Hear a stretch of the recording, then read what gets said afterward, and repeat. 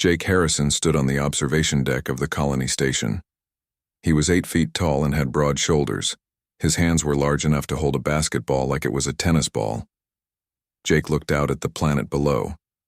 New Montana stretched, out in front of him with its blue lakes and green forests. The morning sun made the metal buildings shine like silver. Jake watched the colonists working in the fields. They moved huge machines that would need 10 normal people to operate. Here, one person could do it alone. The low gravity made them all strong. It made them all big. Jake pressed a button on his communication device. His voice was deep and calm. "This is Captain Harrison. All patrols report in." One by one, the voices came back to him. Each patrol leader gave their report. Everything was quiet. Everything was normal, the same as it had been for the past 5 years. Dr. Lisa Chang walked into the observation room. She was 7.5 feet tall with long black hair. Her lab coat was specially made to fit someone her size. Most things had to be specially made here. "Good morning, Jake," she said. Her voice was soft but strong. "The soil tests came back from Sector 7. The crops are growing better than we expected." Jake smiled. Lisa always had good news about something. She loved this planet almost as much as she loved her research. "That's great. The families in that area will be happy." Lisa walked to the window and stood next to Jake. They both looked down at their home. "Do you ever miss Earth?" she asked. Jake thought about it. He had been born on Earth but came to New Montana when he was young. "Sometimes, but this place is home now. We built something good here." Down in the main colony, Ben Torres walked through the market area. He was the biggest person in the colony at 8.5 feet tall. Children ran around his legs like he was a walking tree. Ben carried a communication device and wore the blue uniform of colony security. The market was busy with morning shoppers. People carried bags of food that would be heavy for normal humans. Here they carried them like they were empty. A woman named Kate Sullivan waved at Ben from her vegetable stand. "Morning, Commander Torres," Kate called out. She was the mayor of New Montana.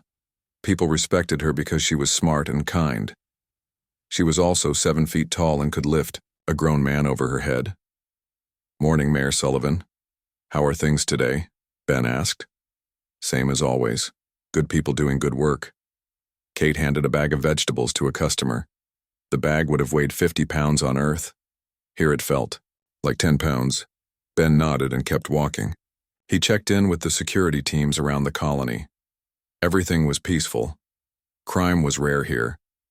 When people were this big and strong, fights ended quickly. Most problems got solved with talking. In the engineering section, Pete Williams worked on a new water pump. The pump was huge because everything here had to be bigger. Pete could handle tools that would need 2 normal people to lift. His workshop was filled with machines and parts all sized for giants. Pete wiped sweat from his forehead. Even with their size and strength, hard work was still hard work. He looked at his latest project. It was a new type of farming machine. It could plant seeds in the hard ground that normal machines could not handle. "Pete, you in there?" A voice called from outside.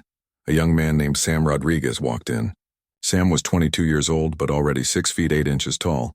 He worked in communications and always had news from other colonies. "What's the word from the other settlements?" Pete asked. Sam checked his datapad. "Titan's Edge reports their mining operation is ahead of schedule. Kepler's Garden just finished their new school building. Everyone is doing well." Pete smiled. "Good to hear. Any news from Earth?" "The usual diplomatic stuff. Something about negotiations with some alien empire. Nothing that affects us out here." Pete went back to his work. Earth seemed very far away. The problems of the galaxy felt even farther. Life on New Montana was simple and good. At the same time, Dr. Lisa Chang was in her laboratory. She studied samples of local plants and animals. The life on New Montana was different from Earth life. It was stronger and grew faster, just like the humans who lived here now. Lisa looked through her microscope at a sample of local grass. The cells were different from Earth grass. They had adapted to the environment, just like humans had adapted. She thought about the changes in the colonists. When the first settlers arrived 50 years ago, they were normal Earth size. Their children grew bigger. Their grandchildren grew even bigger. The low gravity and clean air changed them. The hard work made them strong. Lisa believed it was evolution in action, humans becoming something new, something better suited for this world. Her communication device beeped. It was Jake Harrison. "Lisa, can you come to the command center? We're getting some strange readings on the long-range sensors." Lisa put down her microscope. "On my way." She walked through the colony halls. The ceilings were high because everyone here needed the extra space. The doors were wide and strong. Everything was built for giants. When Lisa reached the command center, Jake was standing at a large display screen. The screen showed dots of light moving through space. They were still far away, but getting closer. "What do you think it is?" Jake asked. Lisa studied the display. "Could be a trading ship, maybe. Explorers. It's hard to tell from this distance." Ben Torres joined them in the command center. "Should we be worried?" Jake looked at the screen again. The dots were still moving toward them. "Probably not. But let's keep watching.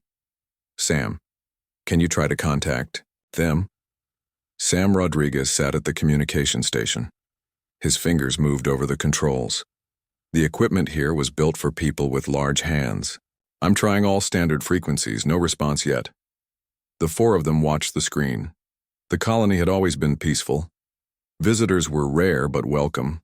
Most of the time, the long-range sensors showed nothing but empty space and distant stars. But today was different. Today, something was coming toward New Montana. Something that did not answer their calls. Something that moved like it had a purpose. Jake Harrison looked at his friends and colleagues. These people had built a good life in a dangerous galaxy. They had worked hard and created something beautiful. They had become something new and strong. He hoped that whatever was coming would be friendly. He hoped that their peaceful life would continue. But deep in his mind, Jake Harrison began to worry. The galaxy was a big place with many dangers. New Montana was far from Earth and far from help. If trouble was coming, they would have to face it alone. The attack came at dawn. The sky above New Montana filled with dark ships that moved like angry clouds. They appeared without warning. The long-range sensors had not seen them coming because they used technology that hid them from human detection. Sam Rodriguez was the first to see them. He was working the early morning shift in the communications center when the ships appeared on his screens. His hands shook as he pressed the alarm button. "Alert! Alert! Unknown ships approaching the colony!" His voice echoed through the settlement speaker system. Jake Harrison ran to the command center. His heavy footsteps made the floor shake. When he saw the display screen, his face went pale.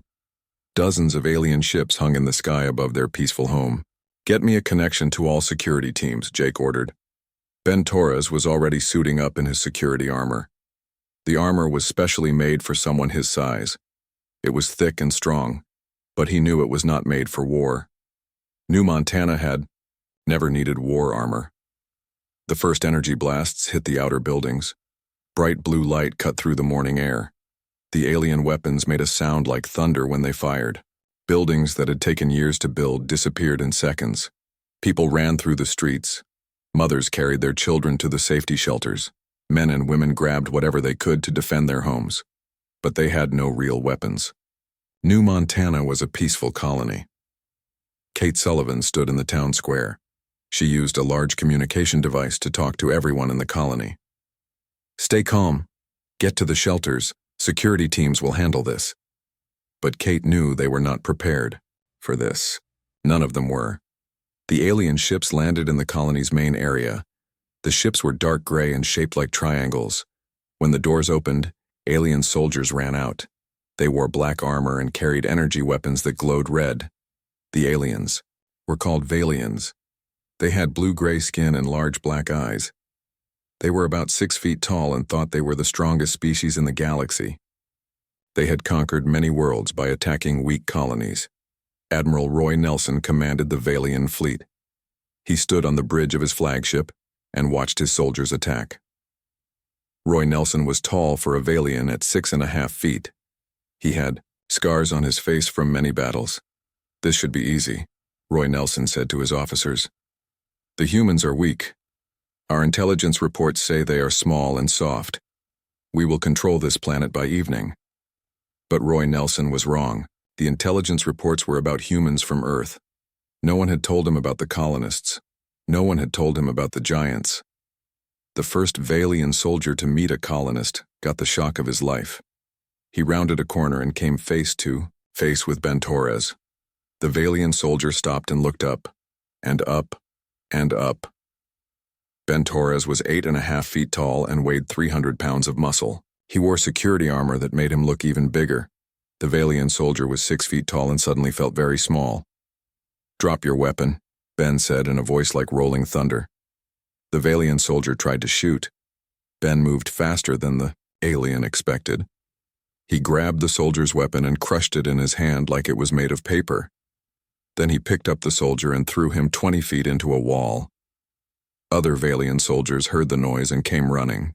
They found their teammate unconscious and Ben Torres standing over him like an angry giant from their worst nightmares. All over the colony, the same thing was happening. Valian soldiers expected to fight normal humans. Instead, they met people who were giants. The colonists were bigger, stronger, and tougher than anything the Valians had ever fought. Pete Williams was in his workshop when the attack started. He heard the explosions and knew what was happening. Pete looked around his workshop at all the tools and machines. An idea formed in his mind. Pete started working faster than he had ever worked before. He took mining lasers and attached them to rifle stocks. He took construction tools and turned them into weapons. Pete knew how to build things for giants. Now he was building weapons for giants. Dr. Lisa Chang was helping people get to the shelters when she saw a group of Valian soldiers. They were chasing a family with small children. The family could not run fast enough. Lisa picked up a piece of metal debris. It was a beam from a destroyed building. It weighed over 100 pounds. Lisa lifted it over her head like it was a baseball bat. When the Valian soldiers saw her, they stopped running. Lisa was 7.5 feet tall and angry. She looked like a warrior from ancient legends. The Valian soldiers had never seen anything like her. "Leave them alone," Lisa said. The Valians tried to shoot at her. Lisa moved sideways and threw the metal beam. It hit 2 of the soldiers and sent them flying. The other soldiers ran away. In the command center, Jake Harrison tried to contact Earth. The Valian ships were jamming most communications, but he managed to send one message through a quantum relay. "This is New Montana Colony," Jake said into the communicator. "We are under attack by alien forces. They were not prepared for what we have become. We need help. Send the fleet." The message traveled through space toward Earth. It would take time to reach home. Jake hoped they could hold out that long. Outside, the battle continued. Valian soldiers found that their energy weapons could hurt the colonists, but they had to hit them many times. The colonists were tough. Their dense bones and thick muscles protected them from damage that would kill normal humans. A group of colonists worked together to turn over a Valian landing ship. 20 normal humans could not have moved the ship, but 10 colonists lifted it and turned it upside down. The ship's system stopped working. Kate Sullivan organized the civilian evacuation. She carried 3 small children at once while running to the shelters. Other colonists carried elderly people and injured civilians. They moved faster and carried more than the Valians thought possible. Young Sam Rodriguez found a way to disrupt the Valian communications. He used the colony's communication equipment to send false signals to the alien ships. The Valian soldiers started getting confused orders. By noon, Admiral Roy Nelson realized something was very wrong. His soldiers were not winning. They were losing. The humans were not small and weak. They were giants and they were fighting back. "What is happening down there?" Roy Nelson demanded. A Valian officer brought him a report. "Sir, the humans are much larger than expected. They are stronger and tougher than our intelligence indicated. We have lost 30% of our ground forces." Roy Nelson could not believe it. His forces had conquered dozens of worlds. They had never lost this many soldiers in one day. These humans were different from anything they had faced before. "Send more soldiers," Roy Nelson ordered. "Send all available ground forces, we must take this planet." But the Valian admiral was beginning to worry. If these humans were this strong, what other surprises did they have? What if Earth found out about the attack? What if more giants came to help? Down in the colony, Pete Williams finished his first batch of improvised weapons. He had turned mining equipment into rifles that could fire energy blasts. The weapons were heavy, but the colonists could handle them easily. Pete tested one of his new weapons.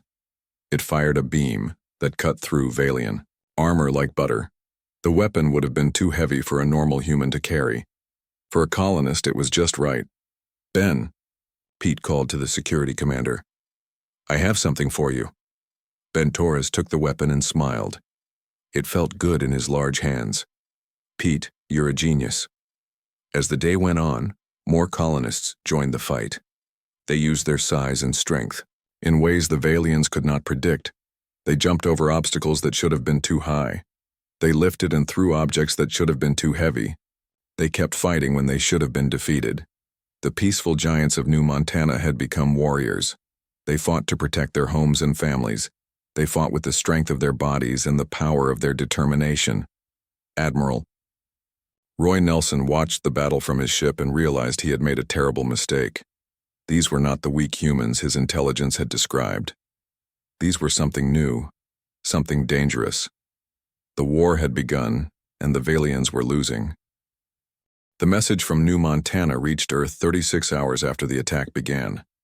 The quantum communication traveled faster than light, but space was vast, and even fast signals took time to cross the galaxy. General Frank Cooper was eating breakfast in his office when the emergency alert came through. Frank was a career military man who had served Earth for 40 years. He was average height for an Earth human at 5 feet 10 inches.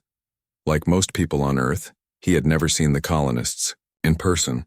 The communication officer rushed into Frank's office. "Sir, we have an emergency transmission from the Outer Rim colonies." Frank put down his coffee and listened to Jake Harrison's message. As the words played, Frank's face grew serious. An alien attack on human colonies was an act of war. But something in the message puzzled him. "Play that part again," Frank said. "The part where he says they were not prepared for what we have become." The officer played the message again. Frank listened carefully. What did that mean? The colonists were human, just like everyone else. What could they have become? Frank called an emergency meeting of the Earth Defense Council. Within an hour, the most important military leaders on Earth gathered in the war room. The room had large screens that showed maps of human space and the locations of all colonies. "Ladies and gentlemen," Frank began, "we have a situation. Our Outer Rim colonies are under attack by an alien force called the Valians." Admiral Amy Davis sat at the conference table. She commanded the Earth Defense Fleet and was known as one of the best military minds in human space. Amy was 35 years old with short brown hair and sharp eyes that missed nothing. "What do we know about these Valians?" Amy asked. Frank pulled up the intelligence files. "Not much. They appear to be a military empire that conquers weaker species. Our colonies would be valuable to them for resources and strategic position." Captain Tony Martinez spoke up from his seat. Tony was the chief engineer for Earth's military technology. He designed the weapons and ships that protected human space. "How long until we can get ships to the Outer Rim?" 3 weeks minimum," Amy answered. "The colonies are at the edge of our space. Even our fastest ships will take time to get there." Frank looked worried. 3 weeks might be too long, but we have another problem. Look at this message again." Frank played Jake Harrison's voice once more. The room listened to the words about the Valians not being prepared for what the colonists had become. Dr. Maria Santos was the military's chief strategist. She was a small woman with a big brain who could see patterns that others missed. "General, do we have recent physical data on the colonists?" Frank checked his files. "The last medical reports are from 10 years ago." "Why?" Maria stood up and walked to the display screen. I've been thinking about this. The colonies were established 50 years ago. The colonists have been living in low-gravity environments with clean air and hard physical work. What if they've changed? Changed how? Amy asked. Evolution works fast when the pressure is strong, Maria explained. Look at the colony environments. Lower gravity means their bones don't have to work as hard to support their weight, so they could grow taller. The physical demands of colony life would favor stronger individuals. Clean air and good food would support better overall health. Tony Martinez understood where she was going. You think they've grown bigger? I think they might be much bigger, Maria said. And if they are, our standard military equipment won't fit them. General Frank Cooper felt a chill run down his spine. If the colonists had changed significantly, Earth's military was not prepared to help them properly. All their weapons, armor, and equipment was designed for normal Earth humans. We need to find out for sure, Frank said. Contact the colonies, get current physical specifications. But the communication officer shook his head. Sir, we're not getting through. The Valians appear to be jamming most signals. We only received that one message because it came through an emergency quantum relay. Amy Davis stood up. We have to assume the worst. If the colonists have evolved into something bigger and stronger, they'll need equipment designed for their size. We have to prepare for that possibility. Tony Martinez was already thinking about the engineering challenges. If we're talking about people who are significantly larger than normal humans, we'll need to modify everything. Weapons, armor, ship controls, even door handles. How long would that take? Frank asked. If we work around the clock and use all available resources, maybe 2 weeks, Tony answered. But that's if we start right now, and if we guess their specifications correctly. General Frank Cooper made the decision that would save the colonies. Do it. Start the modifications immediately. Assume they're bigger and stronger than normal humans. Make everything oversized and more powerful. Amy Davis was already planning the military response. I'll take the fastest ships in the fleet. We'll load them with the modified equipment and head for the outer rim immediately. Over the next 2 weeks, Earth's military worked like they had never worked before. Tony Martinez and his engineering teams redesigned weapons to be larger and more powerful. They created armor that could fit people up to 9 feet tall. They modified ship controls and equipment for hands that might be twice normal size. The weapons they built were amazing. They created rifles that fired energy beams powerful enough to cut through starship armor. The weapons were too heavy for normal humans to carry, but if the colonists were giants, they would handle them easily. Amy Davis prepared her fleet. She chose 12 of Earth's fastest and most powerful warships. The flagship was the UES Defiance, a massive battleship designed to fight alien threats. Amy had commanded the Defiance for 5 years and knew every system on the ship. The modified equipment filled the cargo holds of all 12 ships. There were weapons sized for giants, armor that could protect 8-foot-tall humans, and vehicles designed for people with incredible strength. But even as they prepared, new information trickled in from other sources. The Valian Empire was larger than Earth had realized. They had conquered dozens of species and controlled hundreds of worlds. This was not just a raid on human colonies. This was the beginning of a war. Dr. Maria Santos studied everything they could learn about the Valians.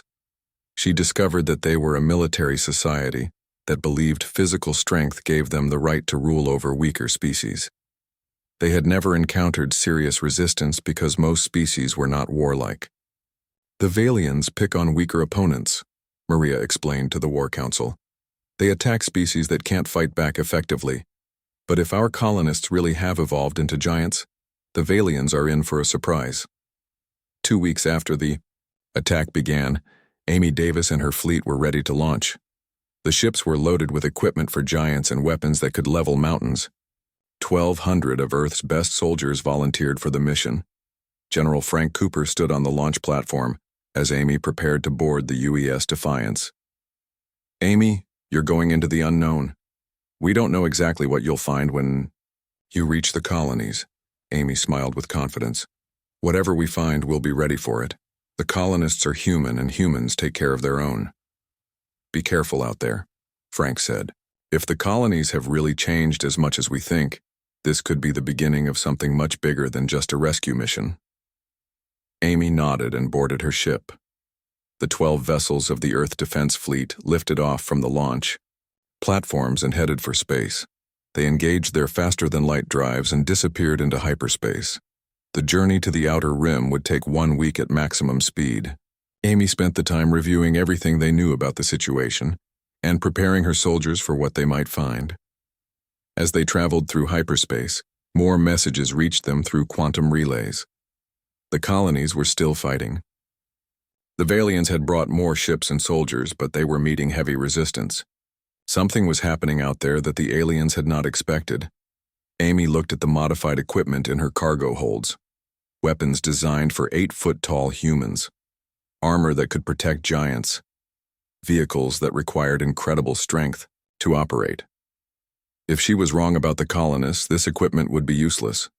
But if she was right, if the colonists really had evolved into something new and powerful, then Earth was about to turn the tide of this war. The UES Defiance and its escort ships raced through hyperspace toward the outer rim. Behind them, Earth continued to prepare for war. Ahead of them, the colonies fought for survival against an enemy that had underestimated humanity. Amy Davis stood on the bridge of her flagship and watched the stars stream past. In a few days, she would find out if her theories were correct. She would learn what the colonists had become, and she would show the Valian Empire what happened when someone attacked Earth's children. 3 weeks had passed since the attack began. New Montana looked very different now. Many buildings were damaged or destroyed. Smoke rose from several areas where battles had been fought, but the colony still stood, and the colonists were still fighting. Alex Johnson had become the leader of the colonial resistance. Alex was a former Earth military officer who had retired to New Montana 5 years ago. He was 8 feet tall with gray hair and scars from old battles. The colonists looked to him for guidance in their darkest hour. Alex stood in what used to be the town hall. Now it was a command center for the resistance. Maps covered the walls showing Valian positions and colonial strongpoints. Alex studied the maps with his officers. The enemy has taken the North mining facility and the eastern farmlands, Alex reported. But they're having trouble holding their positions. Our people keep hitting them and then disappearing. Dr. Maria Santos worked alongside Alex as his chief strategist.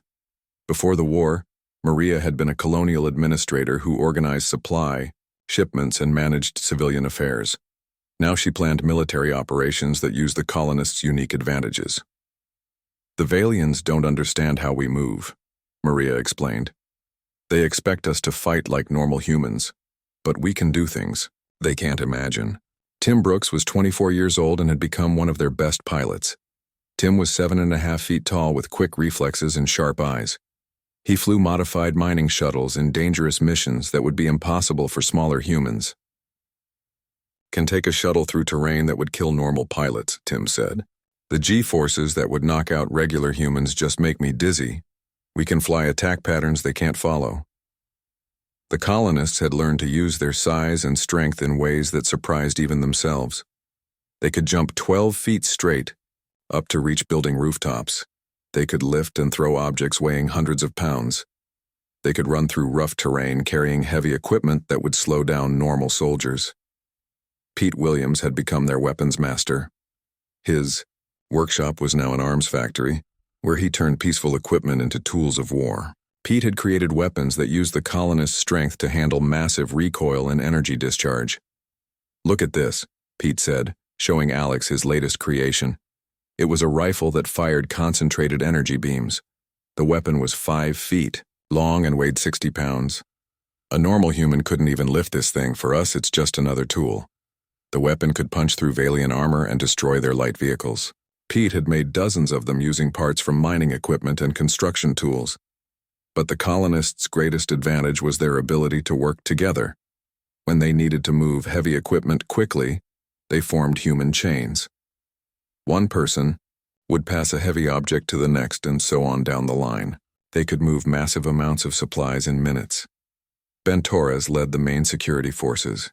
His teams had learned to use their size for psychological warfare. When Valian soldiers saw 8-foot-tall humans coming toward them, many of them panicked and ran. "The enemy is afraid of us now," Ben reported to Alex.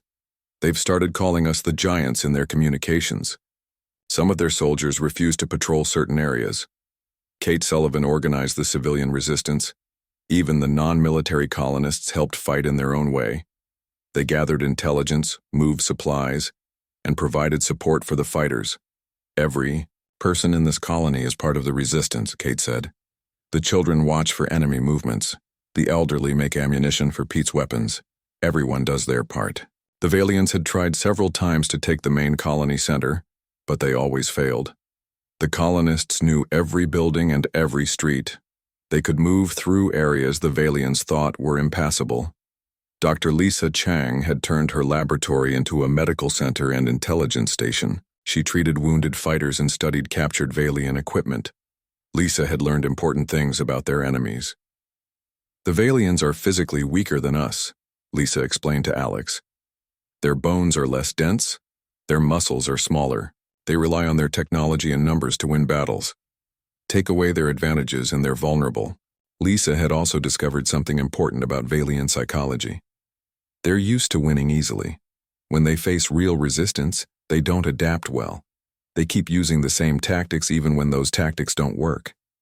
This weakness had become clear in recent battles. The Valians would attack the same way every time. They would send soldiers in straight lines toward colonial positions. The colonists would let them get close, then attack from unexpected directions. Alex had developed new fighting tactics that used the colonists' abilities. One tactic was called the Giant's Leap.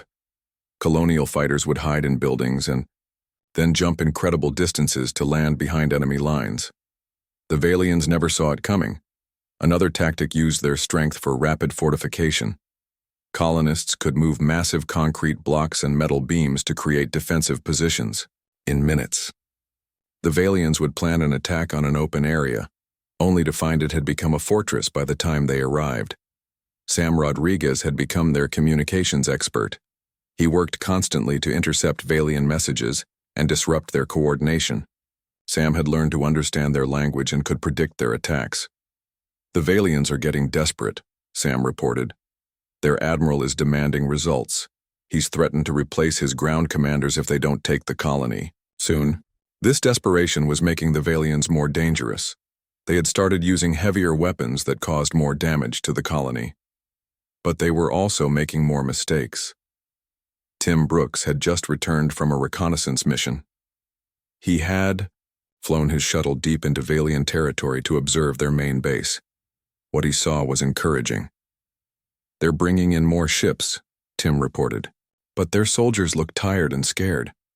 I saw groups of them just sitting around instead of patrolling. Their morale is broken." Alex studied the latest intelligence reports. The situation was still dangerous, but the colonists were winning. They had held their ground against a superior enemy force.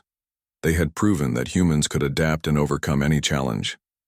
"We need to start planning offensive operations," Alex decided. "It's time to take the fight to them." Maria Santos had been working on plans for a major counterattack. "We can hit their supply lines. Their ships have to land to refuel and resupply. Those landing sites are vulnerable." Pete Williams smiled when he heard about the offensive plans. "I've been working on something special for that. Explosive charges that only giants could carry in place. We can do damage they'll never forget." The colonists began preparing for their biggest operation yet. They would attack multiple Valian positions at once, using their speed and strength to strike hard and fast. It would be dangerous, but they had advantages the enemy could not match. Ben Torres organized the attack teams. Each team would have a specific target and a specific mission. They would move at night when their size gave them even more advantages in the darkness. As they prepared, everyone thought about home and family. They were fighting for more than just survival. They were fighting for the right to live as free humans in the galaxy. They were fighting to protect the peaceful life they had built. Kate Sullivan spoke to the assembled resistance fighters before the operation began. "We are not just colonists anymore. We are guardians of human space. We stand between our families and those who would destroy our way of life." The giant colonists of New Montana prepared for battle. They had learned to fight, and they had learned to win. Tomorrow, they would show the Valian Empire what happened when giants went to war. Admiral Roy Nelson would finally understand the terrible mistake he had made when he attacked Earth's colonies. The humans were not weak. They were not helpless. They were giants, and they were ready to fight for their freedom. The Earth fleet arrived at New Montana just as the colonists launched their counterattack. Captain Amy Davis stood on the bridge of the UES Defiance and stared at her display screens in amazement. The readings showed humans fighting with strength and skill that seemed impossible. "Are you seeing this?" Amy asked her tactical officer. "Yes, Captain. The colonists are moving faster than our computers predicted. They're carrying weapons that should be too heavy for humans to lift. They're jumping distances that should be impossible." Amy realized that all of Dr. Maria Santos's theories had been correct. The colonists had evolved into giants, and they were winning their war. Jake Harrison received Amy's communication signal in the Colonial Command Center. His voice was tired but strong when he answered. "This is New Montana Colony. Captain Davis, we are very glad to see you." "Jake, we brought equipment designed for your specifications," Amy said.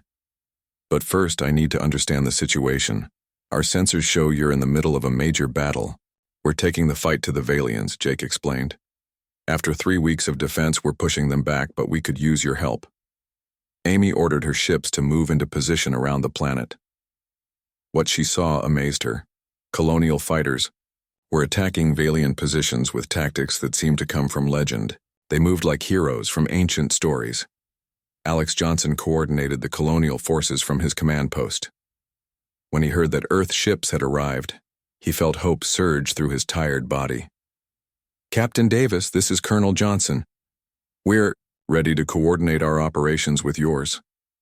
Amy looked at the tactical display showing the battle. "Colonel, we have weapons and equipment designed for people of your enhanced capabilities. Where do you need them most?" "Everywhere," Alex answered. "But especially at the Valian main base. We're planning to take it, but they have heavy defenses." Pete Williams was the first to see the new Earth weapons. When the supply shuttles landed and opened their cargo holds, his eyes went wide. The weapons were beautiful. They were designed for giants with power sources that could level buildings. "These are incredible," Pete said as he examined an Earth-made giant rifle. "This has 10 times the power output of anything I could build." Tim Brooks received a new fighter ship designed for enhanced humans. The cockpit was sized for someone his height, and the controls were spaced for large hands. The ship was faster and more powerful than anything he had ever flown. "This is like flying a piece of lightning," Tim said as he tested the new ship. "I can pull maneuvers that would kill a normal pilot." Ben Torres and his security teams received armor that was specifically designed for 8-foot-tall warriors. The armor was thick enough to stop Valian energy weapons but light enough for giants to move quickly. Dr. Lisa Chang worked with Earth medical teams to treat wounded colonists. The Earth doctors were amazed by what they saw. The colonists healed faster than normal humans and could survive injuries that would be fatal to others. "Their bone density is 50% higher than baseline human," one Earth doctor reported. "Their muscle fibers are thicker and stronger. They're not just bigger, they're structurally different." Admiral Roy Nelson watched the battle from his flagship and realized that his situation had become hopeless. The humans had been joined by a fleet from Earth. The colonists were no longer just defending. They were attacking with weapons designed for giants. "Sir, our ground forces are requesting immediate evacuation," a Valian officer reported. "They cannot hold their positions against the enhanced humans." Roy Nelson felt defeat settling over him like a dark cloud. His empire had never failed to conquer a target. But these humans were different from anything they had faced before. The combined assault began at dawn. Colonial giants working with Earth forces attacked every Valian position at once. The sight was incredible. 8-foot-tall humans in advanced armor moved across the battlefield like unstoppable forces of nature. Alex Johnson led the assault on the main Valian base. He carried a weapon that fired energy blasts powerful enough to destroy tanks. His team moved faster than the Valians could react. Amy Davis provided space support with her fleet. The Earth ships targeted Valian vessels that tried to escape. Working together, the Earth fleet and colonial forces trapped the enemy completely. "Kate, Sullivan coordinated civilian support for the final battle. Even non-military colonists helped by moving supplies and providing intelligence. The entire colony worked as one giant organism focused on victory. Sam Rodriguez jammed all Valian communications. The enemy could not coordinate their retreat or call for help. They were cut off and surrounded by giants who had learned to fight. The battle lasted only 6 hours. When it was over, the Valian forces on New Montana had been completely defeated. Admiral Roy Nelson sat in his command chair and stared at the reports of total failure. "Request permission to negotiate surrender," Roy Nelson finally said. Amy Davis and Alex Johnson met with the Valian admiral in the Colonial Command Center. Roy Nelson looked small and defeated, sitting across from the 8-foot-tall humans. "Your empire made a mistake," Alex said. "You attacked our homes and families. You thought we were weak." Amy spoke for Earth. "This attack was an act of war against humanity. Our response will be proportional to the threat you represent." Roy Nelson looked up at the giants surrounding him. "We did not know. Our intelligence was wrong. We thought humans were smaller. Now you know better," Alex said. "The question is, what will you do with this knowledge?" The surrender negotiations took place over several days. The Valian Empire agreed to leave human space and never return. They would spread word to other hostile species that humanity was not to be attacked. As part of the agreement, the Valians provided information about other species they had conquered. Many of these species wanted to fight for their freedom, but had never been strong enough to resist. Dr. Lisa Chang proposed something that would change the galaxy. "We should help them, the other species that want to be free. We have proven that the Valians can be defeated." Amy Davis brought this proposal back to Earth. The government decided that humanity would become protectors of freedom in the galaxy. They would help other species resist tyranny and oppression. Pete Williams began designing weapons and equipment for other species. Each species was different, so each needed different tools. But the principle was the same: give people the tools they need to fight for their freedom. Tim Brooks started training pilots from other species. He taught them the tactics that had worked against the Valians. Soon, there were resistance movements. On dozens of worlds, the victory at New Montana became famous throughout the galaxy. Other species called it the day giants walked between stars. It proved that even the strongest empire could be defeated by people fighting for their homes. Ben Torres became the first commander of the Colonial Defense Force. This new organization would protect all human colonies and help other species defend themselves. Kate Sullivan was elected as the first governor of the Outer Rim territories. The colonies would remain peaceful, but they would never again be defenseless. Jake Harrison continued to serve as the colony's main coordinator.